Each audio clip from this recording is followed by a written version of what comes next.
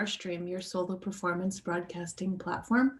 I'm Kristen Scheel for The Marsh, and I'd like to thank you for joining us for Solo Arts Heal. The Marsh brings you free performances nearly every night of the week. We hope you'll support our artists and live theater by contributing to our Marsh tip jar, which will be linked to the chat throughout the evening. And we hope you'll check out the growing library of archived performances on our website at themarsh.org and on our YouTube channel, The Marshstream.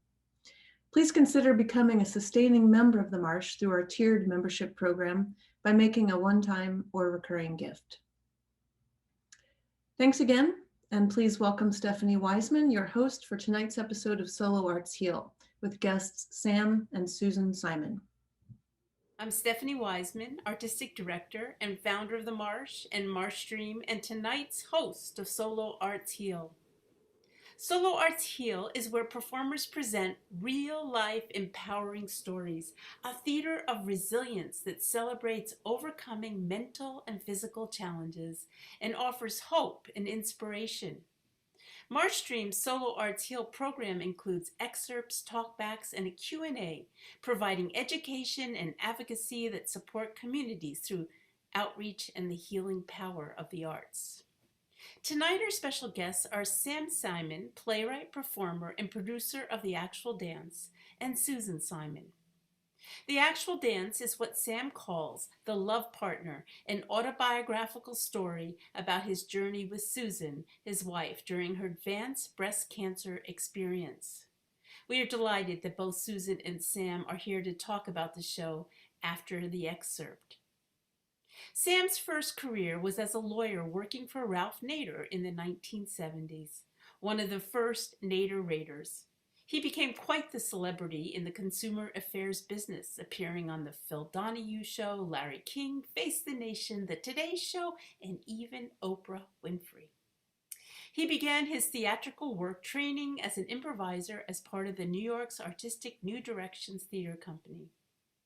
The Actual Dance is now in its 8th year of touring and has been performed hundreds of times across the U.S., including in an off-Broadway run at major medical centers, and in 2019 was presented in Jerusalem. Tonight, let's watch these excerpts from the show. Immediately afterwards, we will talk with Sam and Susan.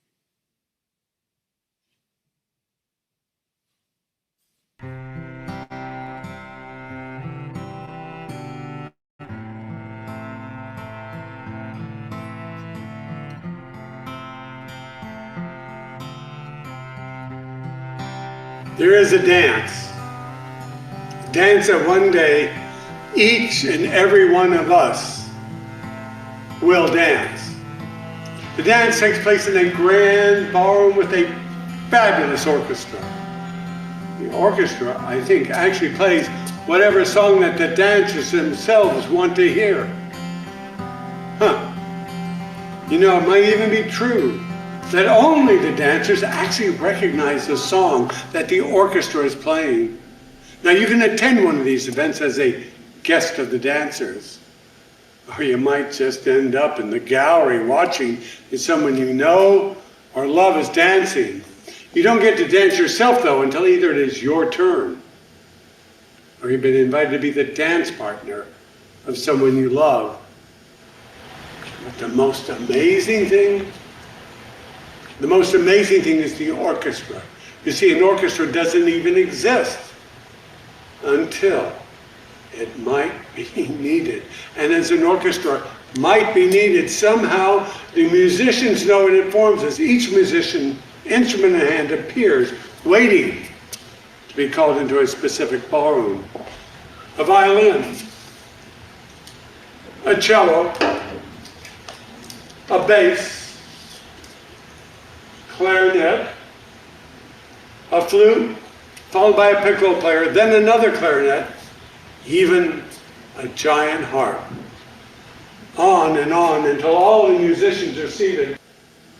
When it's my turn to dance, I want to dance with the person I have loved most in this world.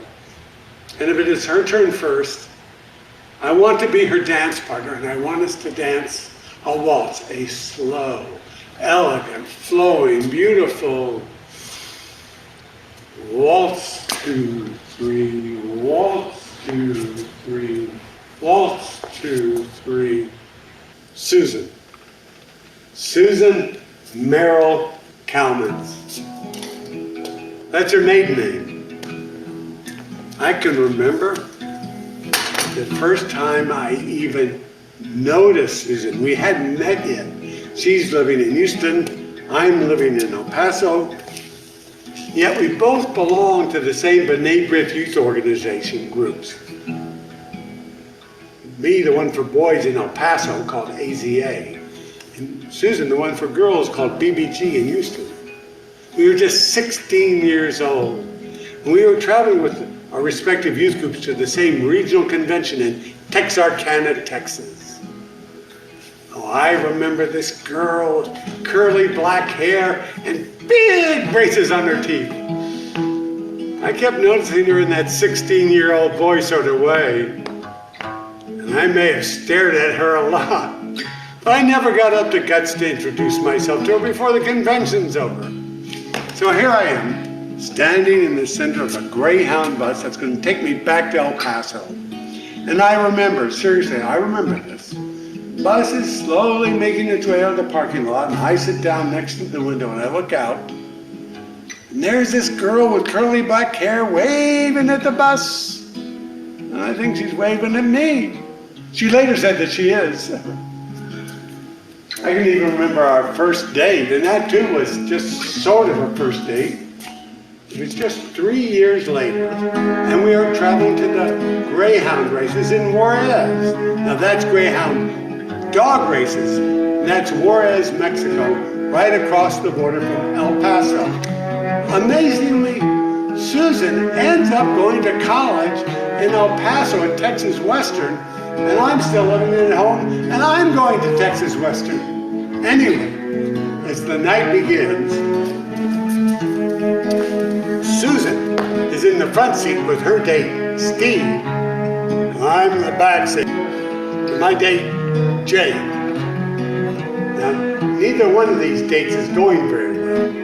So all the way back to El Paso from Juarez, Jay is in the front seat with Steve, and I'm in the back seat with Susan.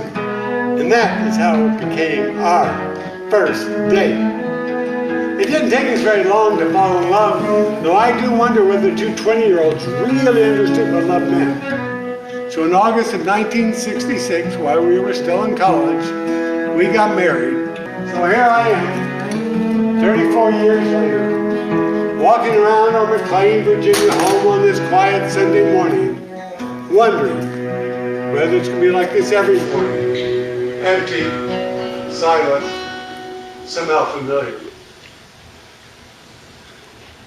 Just me.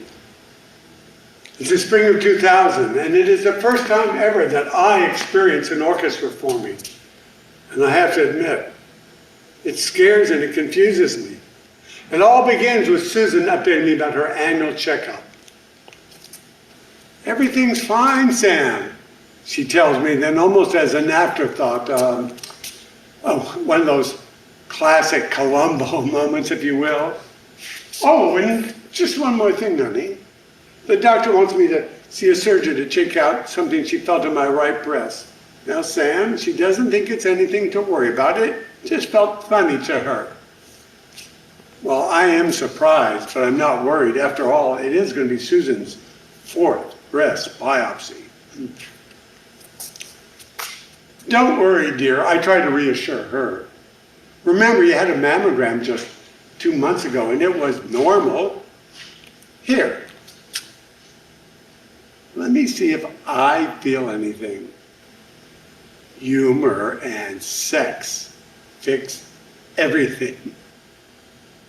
The doctor's words, they're strange.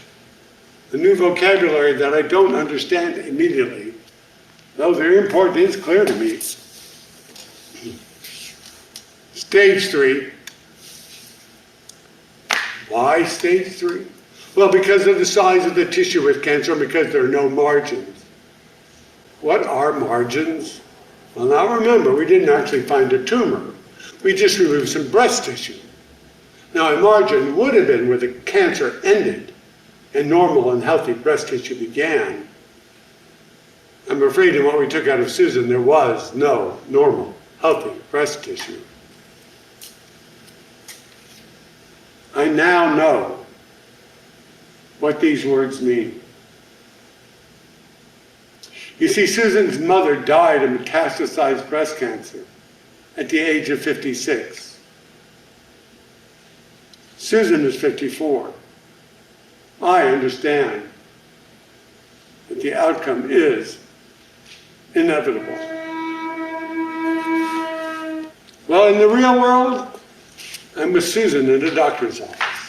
The nurse comes out to take Susan into the exam room, and I insist on being in the exam room with Susan and Dr. Blonder. They take us into the exam room. Yes, Susan, take off her top of her dress, then her blouse comes off, exposing her bare chest and big scar. She lays down on the exam table.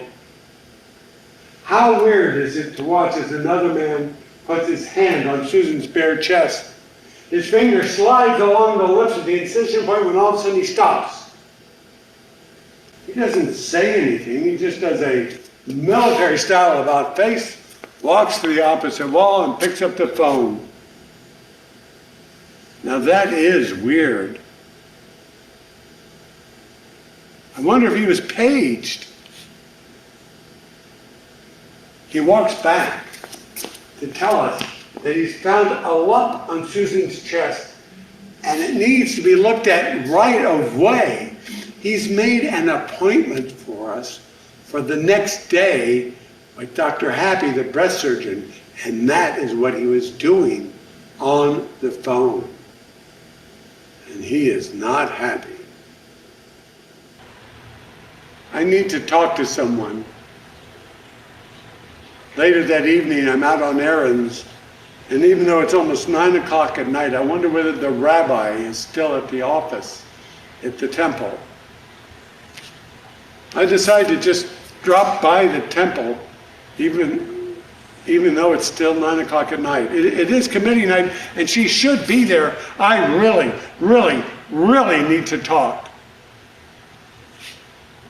And the rabbi is at the temple when I arrive.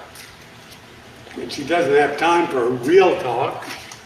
She has a family of her own, and she does need to get home.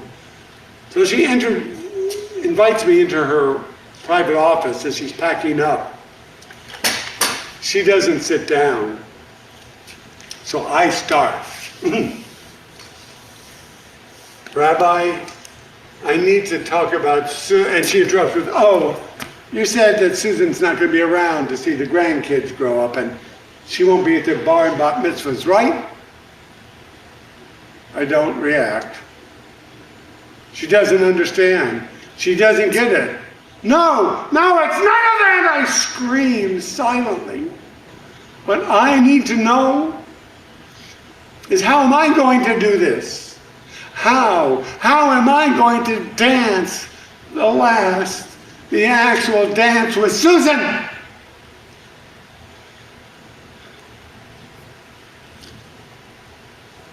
The rabbi asked me to walk her to her car, and I do. And I do thank her for her time, but I don't tell her about the sounds or the images. So I make an appointment with the psychiatrist that I've been seeing off and on for the past 20 years. It's been a while. He invites me into his office, which is familiar, much the same as it's always been. I sit down for what's going to turn out to be our only session, and once again, I cry. And I do tell him about the orchestra and the ballroom and the dance and how real it is to me. Secretly, I'm afraid I might be losing my mind. And I wonder, no, I hope they'll give me medication. He did that the last time I was going through a life transition. I think that the medication will remove the images, erase the orchestra, and change the future by changing what's going on in my head. And instead, he calls it a metaphor, and he says that it's beautiful. It never occurred to me that the dance was beautiful. His words have a dramatic effect on me. Beauty, dignity. Rather than fearing the actual dance, I think I'm going to be able to get ready for the dance. You see, I now understand that the actual dance will be the ultimate consummation of our love.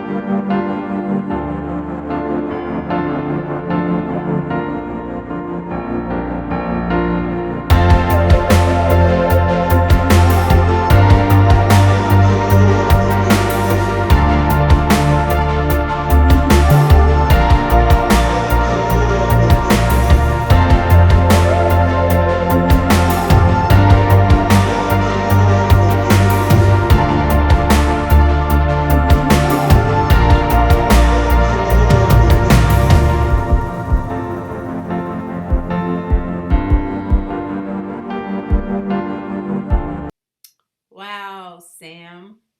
Wonderful. What a wonderful excerpt from your show. I guess we'll just take a few seconds. There you are. There you are. Hi. Sam and Susan, how nice to see you. How nice to see that you're both here, that Susan survived. How many years has it been now? She is. It'll be 21 years coming this May. Wow. Wow. And Sam, tell us a little bit. We just saw the excerpt, right? So how long is the show? And, just a little bit about what happens. So the show is an hour long, and this is a bit of the arc of the show.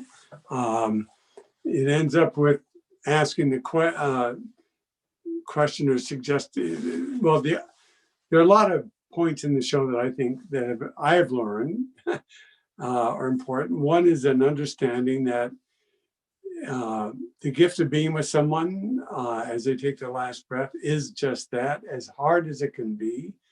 And I know you and I have talked about it briefly, in this time of COVID, when we're all going through a form of this ritual of worrying about someone might getting sick and dying, we can't always be physically with them. The show goes on though, and the breadth of the show is more detail, more events in our lives. We also talk to the psychiatrist, talk to the rabbi, and Susan's final treatment and aggressive treatment after that. And the show really ends with a bigger question, and that is my question. And we can talk about it, but is it really over?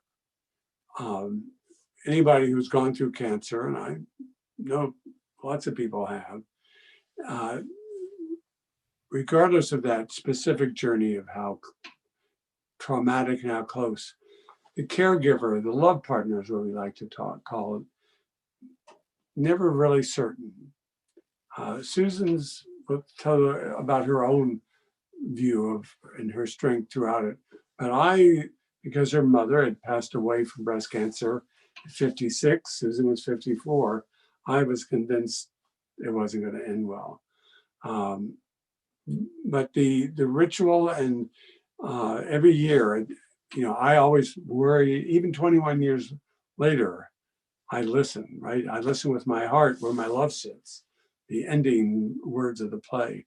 I listen with my heart where my love sits for any change in the universe that would indicate that a new orchestra, which is a metaphor for the cancer, has returned. So it's turned out to be a much more complicated show than I understood it to be when I wrote it.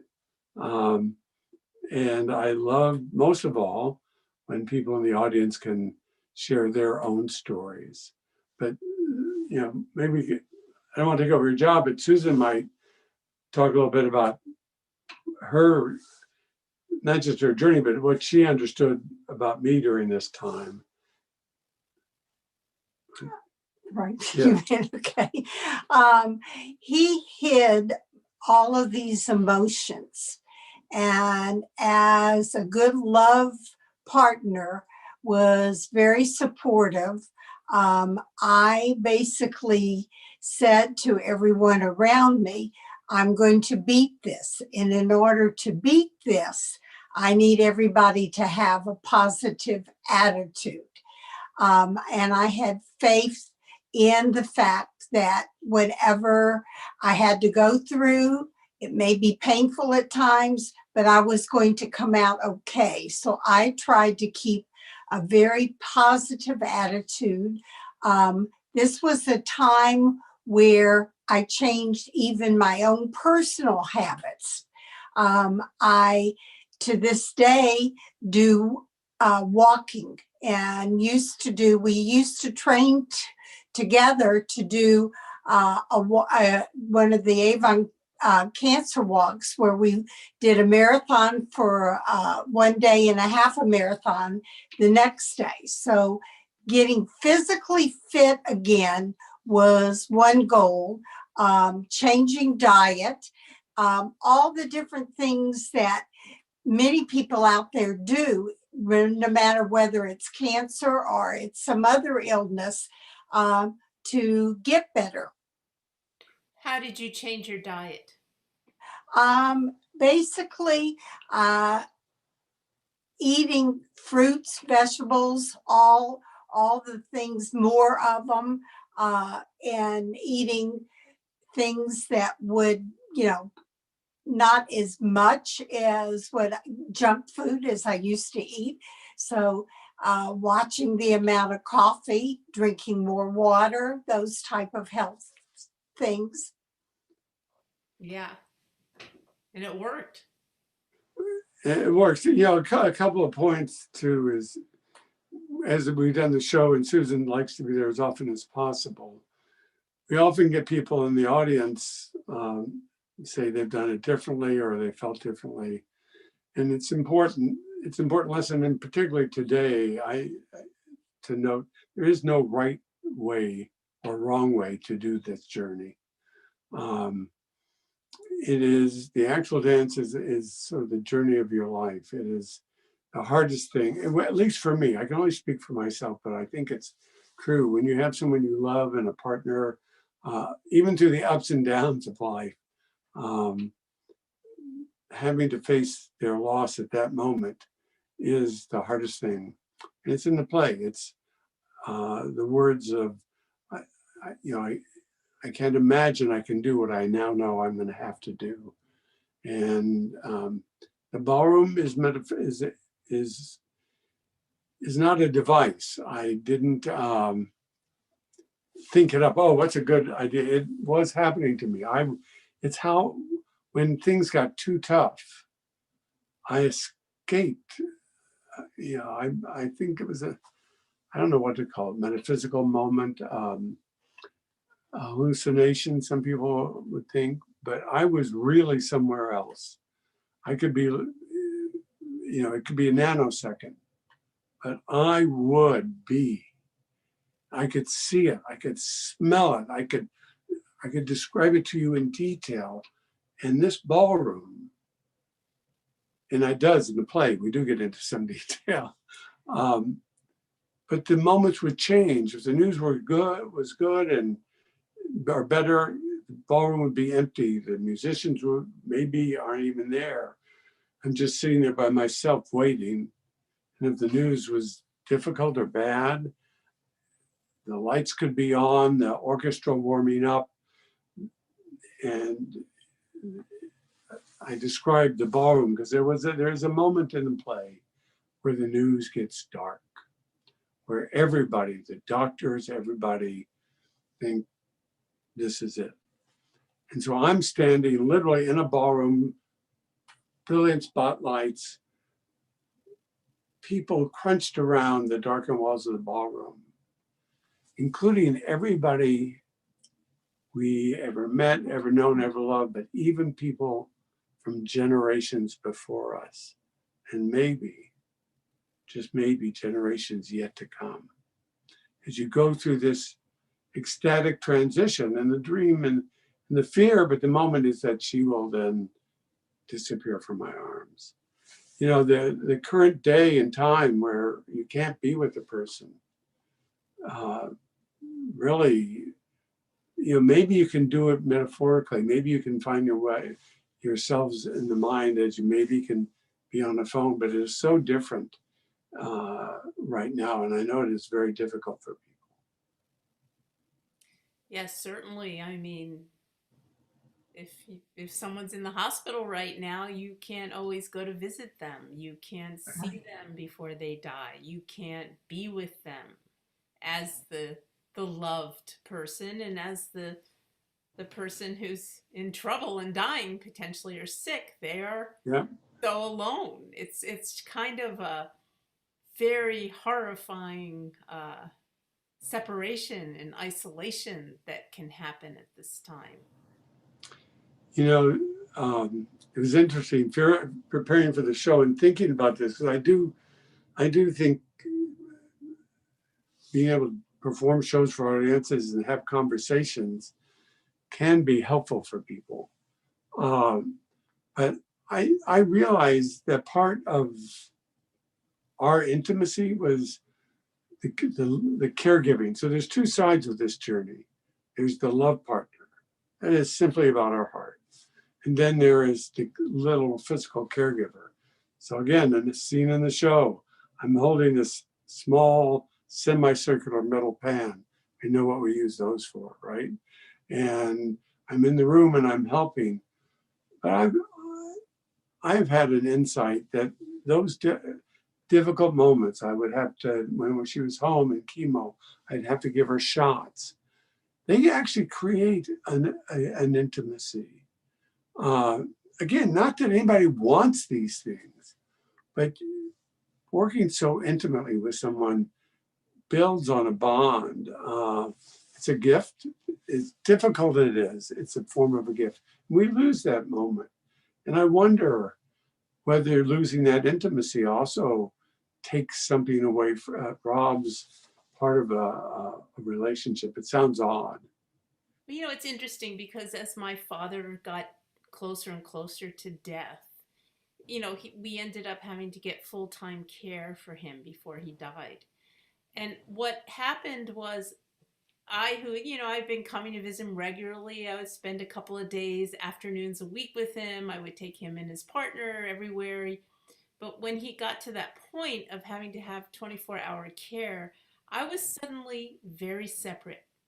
Became separated from my father because the caregivers were in Hmm. the middle of that moment, and it became an isolating moment between it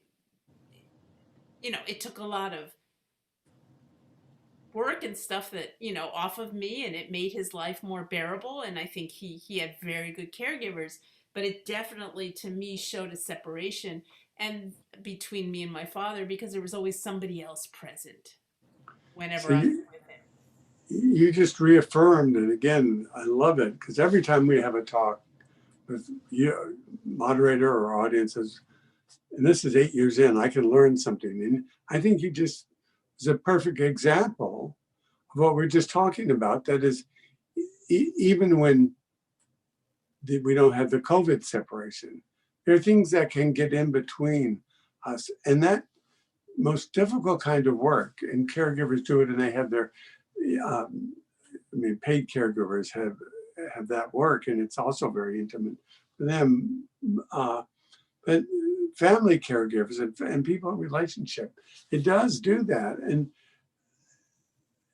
And when that happens, I think there's still an emotional bond, and there are two sides to this journey.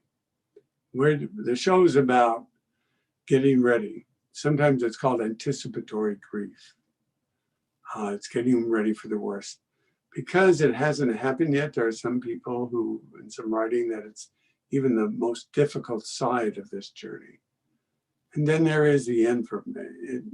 We had a happy ending, but when someone passes away, when there's a death, that's hard. But the next part of that journey is going to be finding a way back to wholeness. It's not easy, it's long, but it's on a way to a new way to be in life.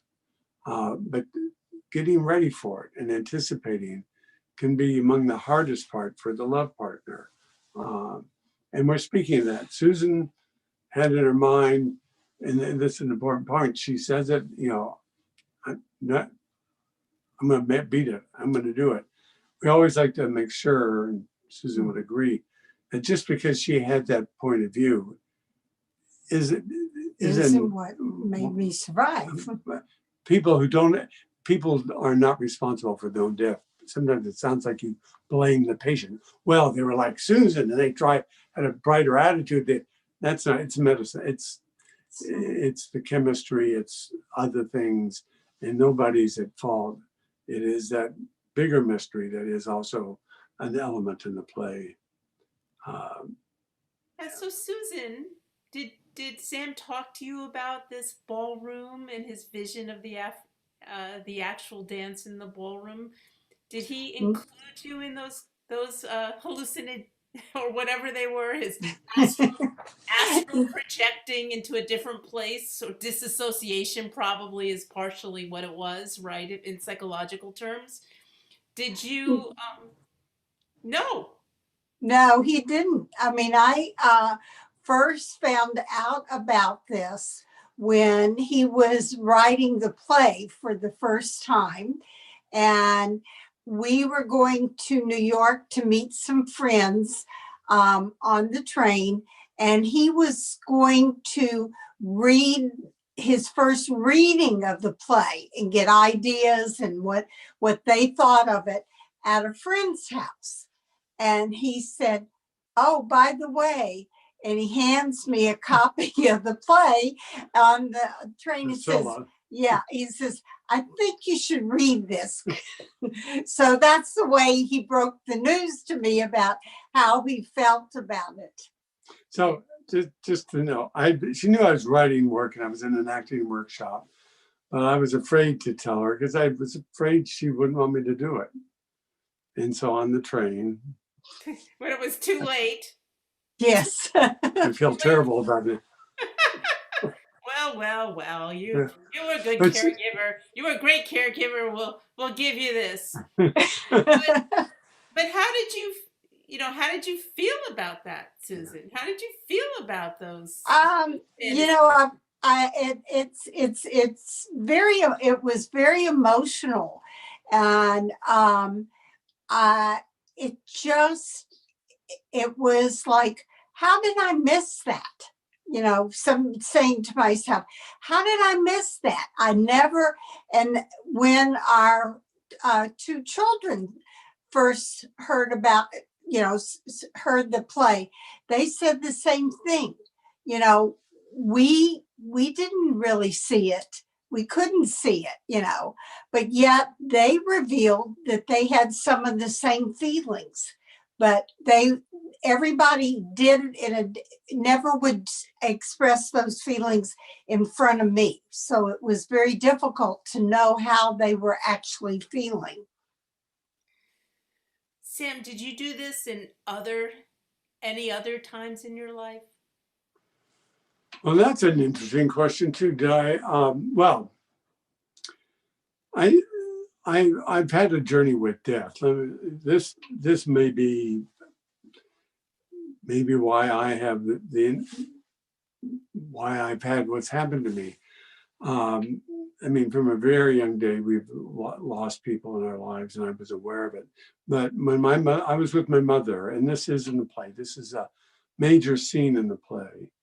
When my mother passed away from breast cancer, I don't know if we mentioned, well, Susan's mother died from metastasized breast cancer. So did my mother. And I was with her at the moment of her death. And I had an experience at that moment. I experienced something exit her body, exit her life. I called it in the play a spinning tuft of a cloud. It was white. It was spinning very fast. I didn't expect it. As I was turning away from the bed after the nurses said she's gone, we didn't have fancy machines. She had a, do not resuscitate DNR, so there were no machines. And the nurses at that time, they didn't even have a heart monitor. They just had their hands on her wrist. And as I turned away, I just noticed it. There was this spinning thing, and it stuttered for just a nanosecond, as if she was saying goodbye, and then left. And I didn't know what to do with that for a long time. Didn't tell Susan, didn't tell anybody. I eventually told a different psychiatrist. It was just eating at me for years. And I've come to peace with that moment. I'm convinced that, and it's the line from the play, life exists in each of us as a form of the divine, a tangible essence of who we are. And I think that I was gifted with the ability to actually see and see that. Again, I don't know. Was it a dream? Was I overcome with grief and hallucinated? But I'm convinced that it was real, and I'm comfortable in that conviction, because I have come to that deeply held belief that there is something in us, divine, the breath of God, any, your choice. We all have our own belief system, but that which animates us. And when we're unanimated, it leaves. And I think there's another line in the play. It says, I am the other half that makes us, Susan and me, complete. And when else in our lives is it more important to be whole than when our body is badly broken? And I do believe that what love means, that part of love, there is a microscopic thing where our essence becomes entwined, where we become a spiritual one together. And so death tears that apart in the ways that part of that leaves us, at least for the moment.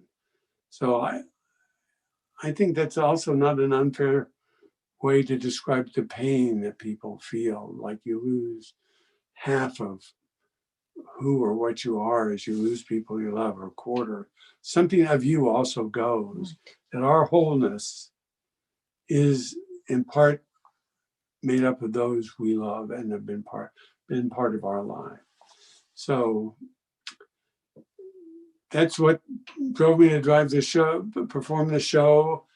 Thank you for reading that biography and all my quote. My son once called me a minor celebrity, but I mentioned that only because I don't think anything in my life has been as important as this work.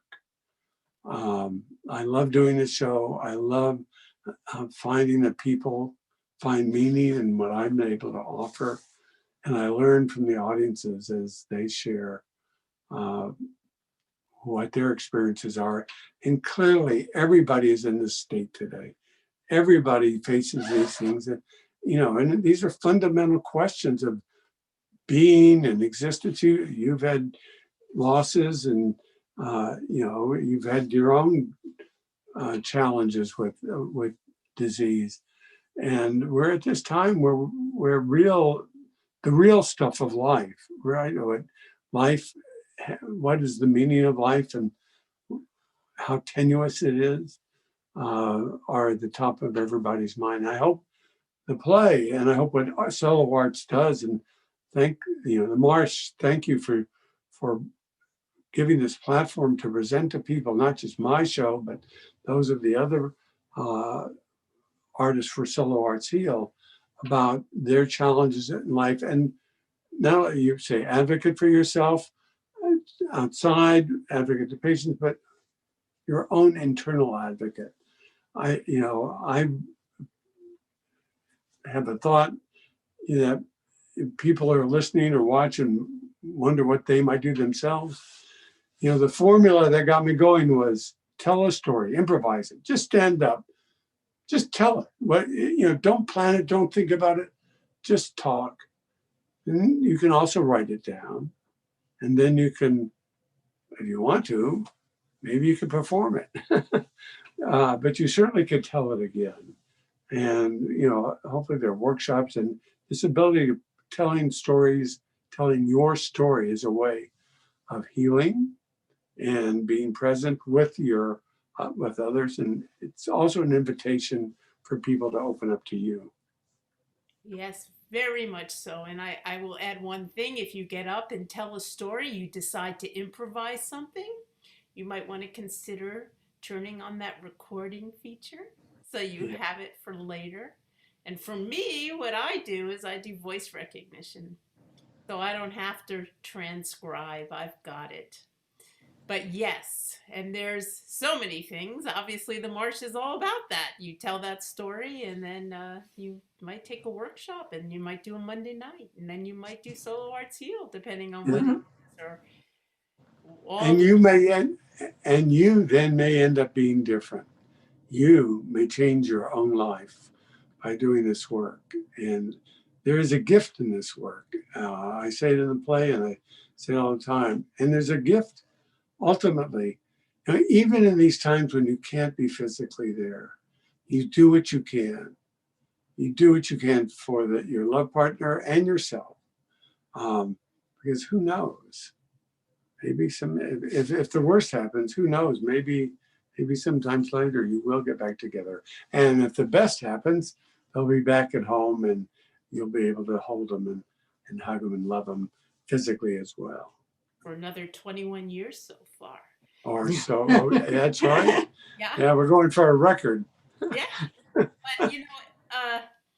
just to talk a little bit more about this, it's like some people are dying, some people aren't. I for the two friends lately that have had COVID, what I did, we all can do be caregivers from a distance. What I've been doing is, whether they like it or not, I send them pictures of my dogs every day, different resting poses of my dogs, and we all have each different way we can do for the light, the friends that are actually going to live, we don't think they're going to die, the dying people, what can we do to connect? And you have this whole performance, and I want to mention that anyone who wants to put something in the chat, if you have any questions or comments, I'm going to read one from Kristen, our wonderful producer. Kristen is curious about the experience Susan had of being cared for through this. How did you perceive Sam's two roles of caregiver, and the other role of love partner? That's a very interesting question. I don't think I really thought about it at the time or distinguished between the two. He was just there for support, and he went, to all the chemo with appointments and the radiation and everything. So it was a sense of having him there, giving me the support that I needed. And he knew that I was shy about asking questions. So he would, step in then and ask the doctor the questions and so forth. And was just, I mean, as he says in the play, he could go downstairs and walk around when I was upstairs sleeping. So In our house. In our house, yeah. So it would give him the opportunities. That's why I didn't know a lot of what the feelings were, because when he was there, he was acting both as the love partner and the caregiver. And he learned a lot of things about caregiving, but I always felt that that love was there and that I could depend on him. I will give a theory. Again, I love the questions because they make you think about it. I hadn't thought about it this way. But I think Susan projects her own style. She would never have not been there for me. So I don't know that she thought it exceptional. I mean, and I don't think she was arrogant by expecting it. There were times later she got healthier and when she wasn't in the hospital, but later, and I would be hovering around or there too much. She would push me away, not angry or anything, but getting back to work and you don't need to be here. And so there was maybe that recognition, but then she was sort of, I think you saw it, you're taking care of me, wanting me to get on with my life, stop it, Sam, kind of, if not in those words, encouragement, because I had a real job, I had a job and, I took a lot of time off. This is not a pat on the back. I have to say, one of the things that surprised me is in a lot of the moments, particularly around the chemo sessions, a lot of women went by themselves. And I just didn't understand that. Now, everybody's entitled to do it their own way. It's like, how can the man, your love partner, not be there with you when they're putting this poison in your veins? But that's just me. And I don't know. I think Susan didn't think it exceptional because she would have done the same thing. Absolutely. I mean, I know my husband during my medical issues was with me every single day. And how lucky is that? There are people that don't even know Right. it should be, or that that's the right thing to do. And what do I know? Did Susan know that was expected or whatever? Just lucky that it happened, and that's the culture you two have developed together. We also came from families, so this is, I don't know if it's too far off, but I think in part we both came from, we're both born in the mid 40s and, both traditional in roles and but very functional families and, where you just took care of everything. You did what you had to do in families in those days. Had huge families. Well, you had a huge family. Great aunts and all those people, and seeing what my grandmother lived with us and what she did to help out, when my mother was sick and stuff like that. So we had good role models for right. Caring for each other. And that's what's so important about your play is that it provides another role model, perhaps for people that don't have the same role models. I mean, it's such a different. I mean, COVID makes it such a different time, but latchkey kids, they that their parents are both working, and they might not have the same kind of experience that different generations have, and how do they is that part of their education, how to be a good caregiver? What role models do they have? Mm-hmm. Nikki writes, "This is absolutely wonderful and amazing. Heart. Mm-hmm. Keep up that positive attitude, which is very beneficial to me after 2 bouts with breast cancer. Much love and many hugs to you all. More hearts." From Nikki. Yeah, no, well, thank Nikki and yeah. So tell me, you wrote this play, you got inspired to do it. Were you already improvising this play while you were caretaking, or did that happen after? It happened after. So I had been doing some improv work with this, as you mentioned, artistic new directions. I did it for personal development. I had had a public affairs company by then, and I was a terrible boss. And I was trying to be a better person, better boss. And actually, improv was a great tool for that, to be present. But one of the techniques Wait, you said you were was, a terrible boss? oh, was I a terrible He boss? was.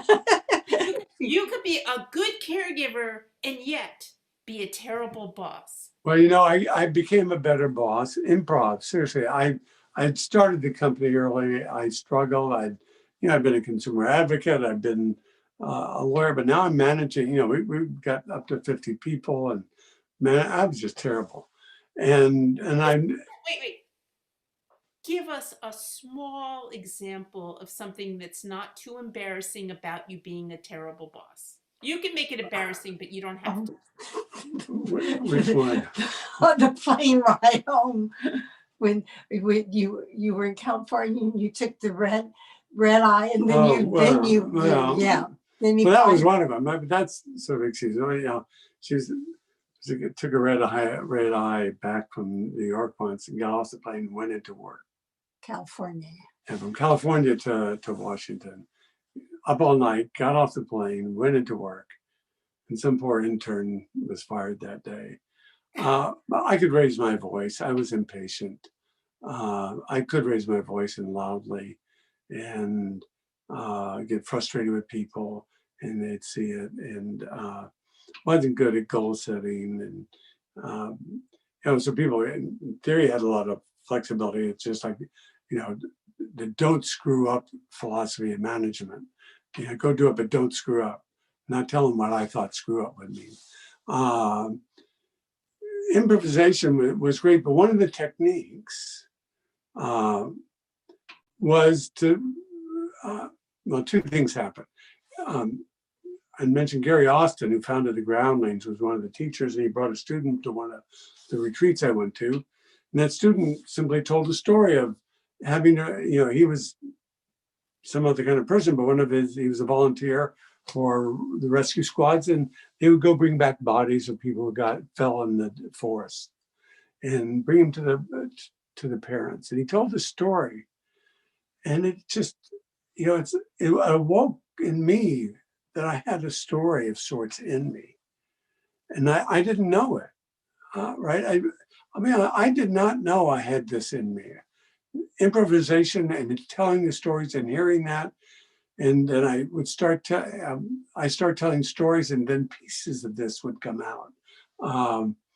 And I would do it in an acting class, and the teacher, Carol Fox Prescott, who was a great teacher, a breath teacher, one of my acting coaches, more, tell me more. And I'm like, what? And it was through this process that the story began to come out of me, that it was in me all along that I didn't know. And so to some degree, acting and improvisation can help in just finding that story. And it was through that process of telling, and then eventually trying to write a play, and it was 20 hours long, and that was 15 minutes long. And then, so I got a dramaturg, Gabrielle Mizels, who is now directing what you saw as a stage version. I also do it in this room down here with the light live now, and she directs it for the camera. And I never get tired of doing it. And you've been touring it for 8 years now. 8 years. Now you're even letting other people do it. Why, Sam? Why are you letting others do it? Well, one of it is at Susan's suggestion. So Chuck Obasi, who is an actor in New York, someone I'd gotten to know through a project we worked together on, but he's a real actor. Remember, I used to be a lawyer.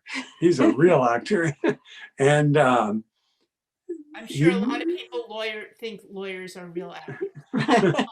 And, well, he's African American, and Susan said point out that in breast cancer, there's a higher mortality rate among the African American community, And now there wasn't as big an incidence that is numbers, but they are now. It's come to that way. And this is such an intimate story that I think hearing and experience a story through the eyes and ears of someone who you can relate to, whose life story can be more relevant. And it's proven that way. He will do it again in March, and he's in the process of getting everybody up on the virtual platforms. And he says he was motivated that one of his best friends was dying from cancer, and he dedicates his shows to that friend of his. So he had the personal motivation. He's a great actor, and he does it differently. He is choreographed, so there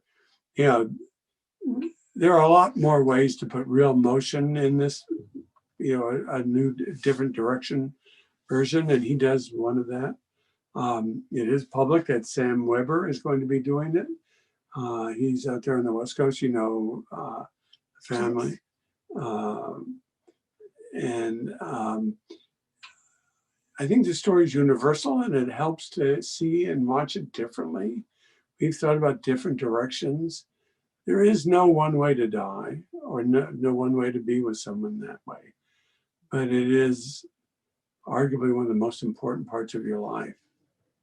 And the opening lines of the show are, there is a dance, and it's a dance that one day each and every one of us will dance. And whether it's for yourself or with someone you love, it's going to happen.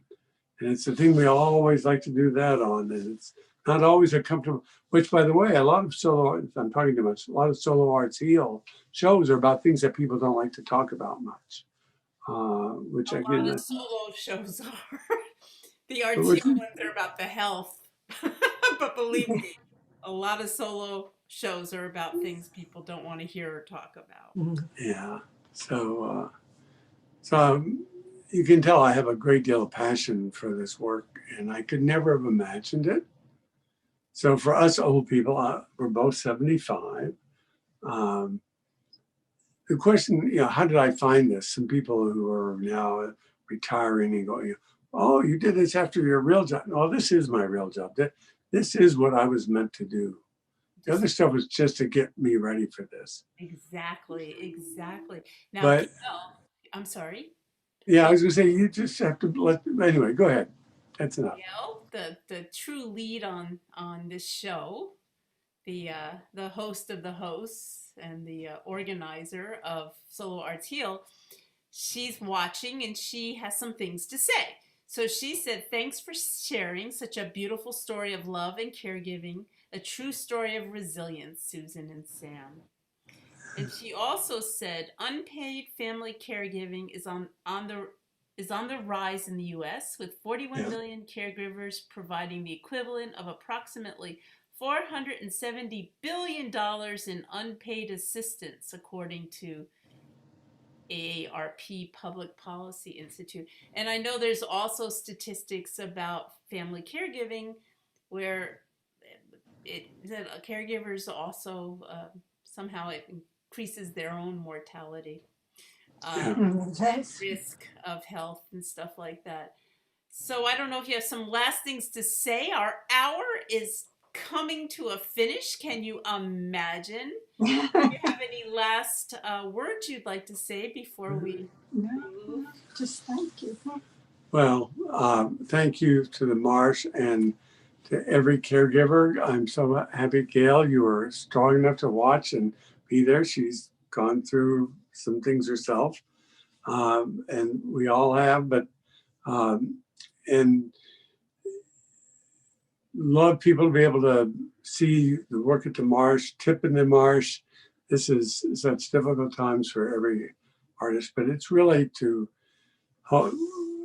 thank everybody who's been part of this on your side and who come to see our shows. It's a gift to me to be able to do this work. And our wish is that everybody can find the love in their life and in their work. Well, thank you, Sam and Susan. Sam, I know you have a show coming up that's virtual. Can you tell us when it is? Yes, February 14th, Valentine's Day. Bring the person you love, 3 p.m. If you go to our website, the ticket information is there, www.theactualdance.com, and all the ticketing information. So Valentine's Day, the perfect day for a love story about what love really means. And it is that. It's being with the one you love at the most important times in life.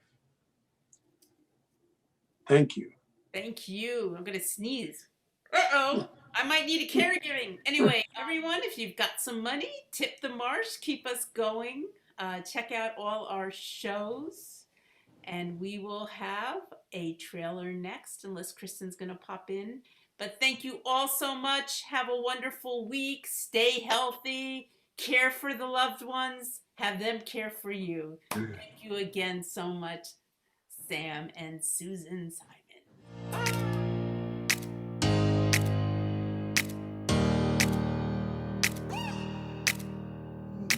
How do I describe my journey with your mother, who takes care of you, who takes you to the doctor when you're sick? Your mother.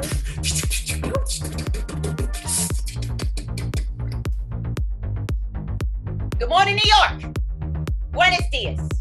It's me. What's up? We went out for lunch at a sushi place where she tried sushi for the first time and she liked it. I see that change can happen. I know things can shift and change for good. I am dizzily dazzled with stars in my eyes. Same level as I broke my neck. But he's not getting the same return of function I am. And I don't want any of your smart aleck sex talk that I usually get when I get. This is beyond the Marsh because what you're doing is planting beautiful seeds for artists to grow.